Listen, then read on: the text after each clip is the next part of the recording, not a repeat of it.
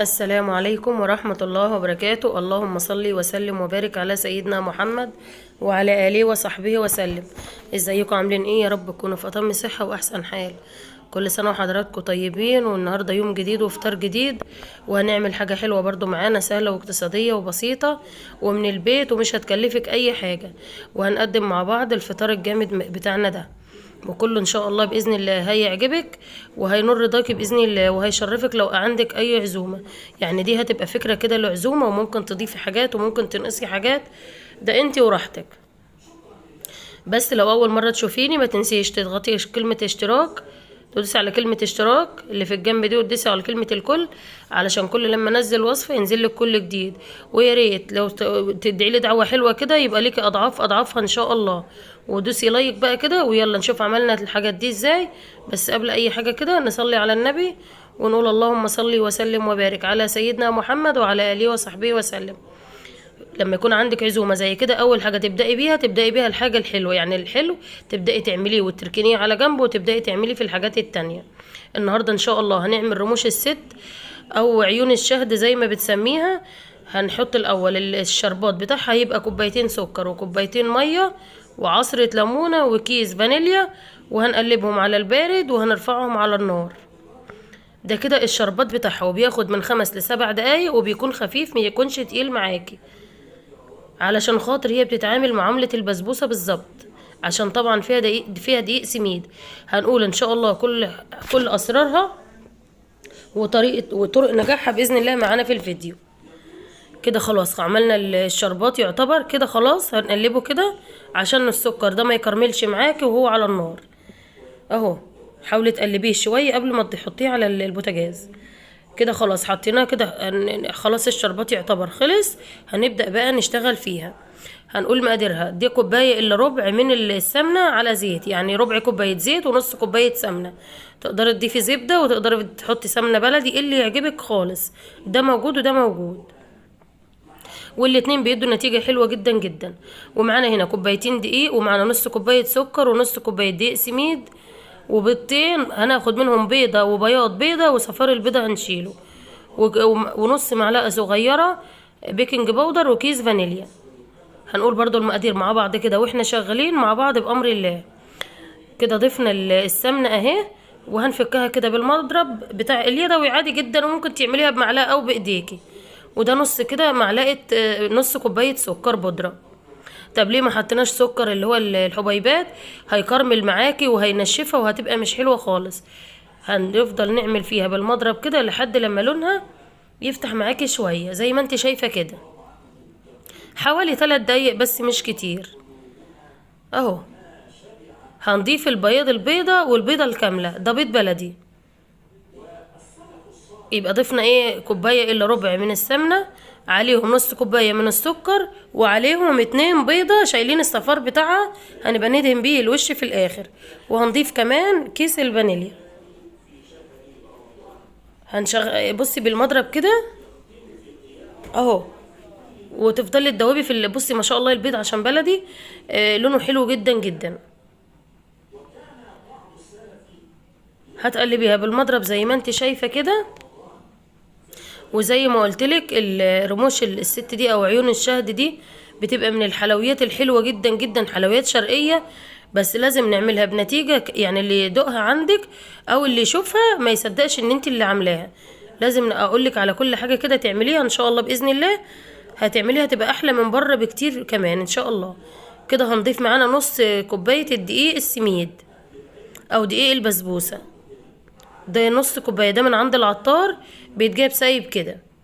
وهنضيف عليها كمان نص، ده كان متبقي عندي حبة كده في الكيس، بس هو المقدار نص معلقة صغيرة، نص معلقة الشاي الصغيرة. هنضيف بقى الدقيق ده بالتدريج، ما تحطيش الدقيق كله علشان خاطر في الدقيق بيفرق من نوع لنوع. في دقيق بيشرب السمنة وبيبقى كتير قوي، وفي دقيق ما بيشربش السمنة، فانتي حاولي يعني تتفادي الخطوة دي. وما نسيناش يا جماعة ذرة الملح، احنا كنا حاطينها بس هي ما جاتش في الفيديو. ذرة ملح بين صوابعك بس كده بتبقى حلوة في اي حاجة. الملح دي حلويات ايوه، بس ذرة الملح بتعادل الطعم وبتخليها حلوة جدا جدا اهو. الدقيق دوت انا جايباه سايب من عند العطار، ودقيق السميد برضو من عند العطار. بتفضلي تلفي بايدك كده، ما تعجنيش يعني، حاولي ما تعجنيش، لان دي بتعتبر حاجه حلوه من اللي هي النواعم، ما بتعوزش عجين كتير يعني، دوب بس الدقيق بس كده يتوه معاكي في مع بعضه، او يتسيب من ايديكي اهو. طيب افرض العجينه بتاعتي فضلت تلزق، بتضيفي معلقه دقيق، معلقه دقيق يعني معلقه معلقه زي ما انت شايفاني كده. بحط حبه حبه طبعا انا عشان عارفه الكميه، بس طبعا لو انت اول مره تعجنيها حاولي برضو تضيفي معلقه معلقه. لو طلعت مشقاقه معاكي تعملي ايه؟ بتضيفي معلقه سمنه لحد لما تفضل ناعمه معاكي.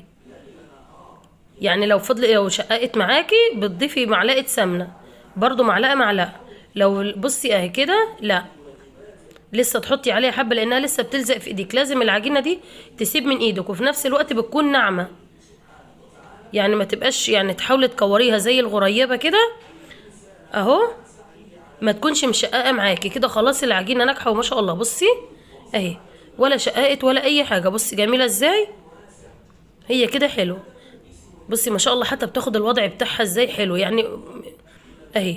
بتحاولي تعمليها زي ما انا، تصبعيها زي كده وتبرمي عليها من فوق ومن تحت وبتدوسي من النص، بتبقى زي رسمة العين. ما شاء الله اللهم بارك، العجينة زي العسل اهي. هنعمل كام واحدة كده مع بعض وهوريها لك اهي. حاولي كده بتظبطيها من فوق ومن تحت وبتدوسي عليها بصبعك كده اهي. بصي خدت الوضع ما شاء الله وبقت جميلة جدا جدا. الصنف الحلويات دوت حلو جدا ومشرف في اي عزومة لو عملتيها، بتبقى حلوة قوي وبتبقى حاجة بسيطة واقتصادية يعني غير مكلفة خالص. وعاوزة اقولك بتعمليها وانتي قاعدة اهو. ما شاء الله اللهم بارك. بصي شكلها عامل ازاي، وحاولي ما تكبريهاش عن كده علشان خاطر هي لسه هتنفش معاكي، فيها بيض وفيها بيكنج باودر فهي هتنفش معاكي. حاولي تخليها كيوت كده وعسولة، ما تخليهاش تبقى كبيرة علشان ما تنفش معاكي في الفرن. ولازم يكون في فاصل بين العين والتانية زي ما انت شايفة كده. طبعا عملنا الكمية كلها ما شاء الله اللهم بارك اهي في الصينية دي يا جماعة من كوبايتين دقيق، يعني مش كمية كبيرة ما شاء الله. بصي رمت قد ايه معاكي. رجعنا بقى لصفار البيضة اللي احنا كنا شايلينه، ضفنا عليه معلقتين لبن بس، معلقتين لبن وباكت فانيليا، وهنعملها بالشوكة كده. معانا هنا هنجيب الفرشة وهنعمل بظهرها اهو. حاولي ما توقعيش حاجة في الصينية علشان خاطر هتسود منك وهتخلي الشكل مش حلو اهو. بظهر الفرشة كده، مش ببطنها، بظهرها زي ما انت شايفة كده بنوقفها اهي، ونتفادى اي حاجة تقع في الصينية علشان خاطر ما يبقاش لونها غامق وشكلها مش حلو. عاوزة اقولك كانت تحفة جدا جدا اللي هي عيون الشهد دي. في الوقت ده انت بتكوني مشغله الفرن على درجه حراره 180، بتبقى الفرن ساخن معاكي بظهر الشوكه بقى، وبتديها الشكل ده علشان هي بتستوي عليه، بيبقى فيها زي خطوط كده. لما بتستوي بيبقى شكلها حلو جدا جدا. نعمل الصينيه كلها زي ما انت شايفه كده وندخلها الفرن. وبعد ما دخلت على درجه حراره 180 قعدت لها يجي 35 دقيقه، طلعت بالشكل الجميل ده. حاولي لو هي يعني ما تسويها يعني بالراحة علشان خاطر تديك اللون الذهبي اللي هتشوفيه دلوقتي. والشربات بيكون دافي وهي بتكون لسه سخنة. بنعملها يا جماعة معاملة البسبوسة عادي جدا اهو. البسبوسة طبعا الشربات بيبقى سخن وهي سخنة، لكن دي الشربات بيبقى دافي وهي سخنة، ما يكونش الشربات بارد خالص. وبنغطيها برضو بصينية علشان خاطر تبقى دايبة كده، دوب معاكي زي ما هتشوفيها معانا كده. الحلو خلص. تعالي بقى نعمل صينيه فراخ كده هتعجب كل اللي هيدوقها منك والله العظيم. الصينيه دي لما حد بيجي عندي بيطلبها مني كده بالاسم، انا عايزه اكل فراخ في صينيه من اللي انت بتعمليها. ومقاديرها سهله وبسيطه وما فيهاش اي تعقيد خالص. احنا بنعملها بالقطع الوراك دي من اللي هي من غير الدبوس، العراده دي اللي من غير الدبوس. التوابل بتاعتها بتكون زعتر، ملح، بابريكا، فلفل، كمون، كزبره، 7 بهارات. لو ما عندكيش ال7 بهارات تقدري تحطي توم بودر وبصل بودر. طب ليه زعتر؟ الزعتر بيخلي فيها ريحة حلوة جدا، وكمان مفيد مقوي عامل الدم، يعني حلو جدا جدا. ومعانا هنا قوطة مبشورة او مقطعة قطع، وبصلتين كبار كده حلوين، وقرن فلفل حامي. تقدري تضيفي شطة تاني برضو براحتك، احنا بنحبها حامية فبنضيف لها شطة. بنمسك بقى الخلطة دي كده، نفضل نهرس فيها بايدينا، يعني ندعكها بايدينا دحكة كويسة عشان الملح والبصل وكل التوابل والقوطة يختلطوا مع بعض زي ما انت شايفة كده. وبنسقط فيها الفراخ وبندعك الفراخ فيها، بصي بندعكها دعكة حلوة اهي. بتفضلي تدعكي فيها بالشكل ده، يعني حبة محترمين كده. وبتدخلي طبعا من جوه الجلد كده، وبتجيبي صينيه معاكي، احنا كده حطيناها في طبق كبير. وبتجيبي بقى نص الخلطه دي وبتفرشيها فرشه كده من قاع الصينيه، علشان خاطر الصينيه ما تتلسعش معاكي او تتحرق معاكي. وبتبداي ترصي بقى الفراخ بالشكل ده. التتبيله دي ممكن تقعديها ساعه ساعتين، كل ما بتقعد في التتبيله دي بتديكي نتيجه احلى واقوى بكتير من اللي انت هتسويها على طول. انا قعدتها حوالي ساعه بالظبط، يعني دي ممكن تقومي تعمليها كده وتركنيها في التلاجة لحد لما تبداي تسويها. وباقي الخلطه كده بتوزعيها على الوش كده من فوق. عايزه اقولك الصينيه دي من غير ماده دهنيه خالص، عشان اللهم بارك الفراخ نزلت دسم حلو، فانا بالفرشه كده ودهنت وشها. وبتستوي على فكره على عين البوتاجاز من فوق، بس بتدخليها الفرن بتاخد لون وخلاص. وتقدري تحطي لها برده كوبايه زبادي. بصي ما شاء الله اللهم بارك. انا حبيت اوريها لك بقى انها يعني ايه مسوياها من فوق. تعالي بقى نعمل كمان صينيه مكرونه جنبها برده حلوه كده، وما شاء الله برده هتبقى فيها كل الفوائد، وهتبقى حلوه جدا جدا. هنسلقها بميه وملح عادي جدا، ما بنضيفش اي حاجه عليها على المكرونه. واللي متابعني عارف الموضوع ده، انا ما بسلقش المكرونه غير بميه وملح بس. حتى لو هي مكرونه كشري او مكرونه بصلصه، برضو انا ما بضيفش زيت في الميه يا جماعه. وبتغلي غلوه واحده كده وباجي طافيه عليها كده. خلاص المكرونه اتسلقت معانا. تعالي بقى نعمل العصاج معانا، هيبقى حلو جدا جدا، وكميه ما شاء الله اللهم بارك زي العسل.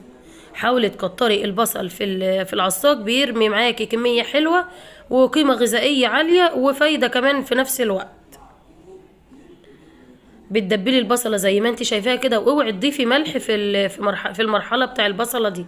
انا بضيف الملح علشان خاطر يدبل البصله، بس طبعا مش هينفع نضيفه علشان خاطر اللحمه ما تنزلش ميتها. نديها صدمه كده وما تنزلش الميه زي ما انت شايفه. بعد ما اللحمه استوت كده ودت اللون ده، هنضيف التوابل اللي هي ملح وكمون وفلفل اسمر ومعلقه صغيره بابريكا. طب ليه بابريكا؟ بتعزز لون اللحمه وبتخليها حلوه جدا زي ما انت شايفاها كده اهو. في الوقت ده انا نقصت معلقتين من اللحمه، كنت عايزه اعمل سمبوسه بصراحه، بس ما الوقت يعني ما خدمنيش بصراحه، لان انا عملت الاكل ده حوالي قبل المغرب كده بساعتين اهو. هنقلبها كده، ومعانا هنا ده فلفل الوان وفلفل حامي. انا ما كانش عندي غير الكميه دي، بس تقدري تضيفي طبعا كميه اكبر برضو زي ما قلت لك. يعني فوائد يعني بتحطي كميه فوائد وفيتامينات في الاكل. الخضار مش وحش يا جماعه، لما نضيفه لاولادنا بيبقى حلو جدا، وخصوصي لما يكون اولادك ما بيحبوا في حاجات ما بياكلوهاش، زي عيالي كده، ربنا يحميهم يا رب ويحفظهم من كل شر. ضفنا كده قطايه كده كبيره محترمه، ممكن تبشريها وممكن تقطعيها مكعبات. انا كنت مقطعاها مكعبات وكانت نتيجتها حلوه جدا. العصاك كده خلص والمكرونه اتسلقت. تعالي بقى نعمل حبه بشاميل حلوين وهيبقوا كريمي معاكي وزي العسل. احنا معانا هنا شوربه بط ما شاء الله دسمه وجميله جدا، وهنعمل البشاميل برضو اقتصادي وحلو جدا جدا، وخصوصي بشوربه البط بيبقى ملوش حل، يعني بينقلك في حته تانية. هنحط كوبايه من اللبن وكوبايتين من الشوربه، وهنضيف عليهم 4 معالق من الدقيق و2 مكعب مرق اهو. حاولي بقى كده يعني تظبطي الملح بتاعك. انا عارفه الملح بتاعي قد ايه، فعلشان كده انا ضايفه مكعبين بس مرق اهو. بتقلبي بقى بالمضرب كده على البارد، ما بيكونش حاجه سخنه علشان خاطر ما يكتلش معاكي. وبعد ما تتاكدي ان هو داب معاكي وبقي كويس جدا، بترفعيه بقى كده على النار. اول ما يعمل الصوت ده، اول ما يعمل اللي هي البلالين دي، معلش اهو بصي، اول ما يعمل البلالين دي بصي السمك بتاعه كده كويس جدا. حاولي ما تقليش عن كده علشان تبقى جوسي وطريه معاكي وحلوه جدا. كده البشاميل اللي كمان معانا خلص. هنحط التلت على المكرونه كلها وهنقلبه كده، بتطلع معاكي متماسكه وطريه وجميله جدا جدا. انا بحب احط البشاميل على المكرونه زي ما انتوا شايفين كده. ونجيب الصينيه معانا اهي، بنحط لها مسح من الزيت وبنبدرها كده بين صوابعك دقيق علشان لما تيجي تطلعي قطعه المكرونه بتطلع معاكي. بس احنا من الناس اللي بنحب ناكلها سخنه والله، وبتطلع برضو قطعه وزي العسل. اهو بتعملي كده فرشه من المكرونه من تحت نصها بالظبط، وبتضيف اللحمه ما شاء الله. بصي اهو دي كميه، والله دي ربع كيلو لحمه يا جماعه. بس بصي ما شاء الله الكميه عامله ازاي، جميله جدا. وكترناها طبعا بالفوائد بتاعتنا اللي احنا حاطينها، بصل فلفل قوطه الحاجات دي. حطينا طبعا باقي المكرونه وضفنا البشاميل التاني المتبقي على الصينيه من فوق بالشكل ده. بص لا اله الا الله، البشاميل لك منه الشوربه بتاعت بط اللهم بارك، مخليه لونه اصفر وحلو جدا. ضفنا كده كمان جبنه موتزاريلا من فوق ودخلناها على درجه اعلى درجه حراره، وخدت لون من فوق ما شاء الله، بقت زي العسل. وده كان فطارنا النهارده بسم الله ما شاء الله. دي صينيه الفراخ، ودي صينيه المكرونه، ودي عيون الشهد او رموش الست. بص اللهم بارك، منتهى الجمال اهي.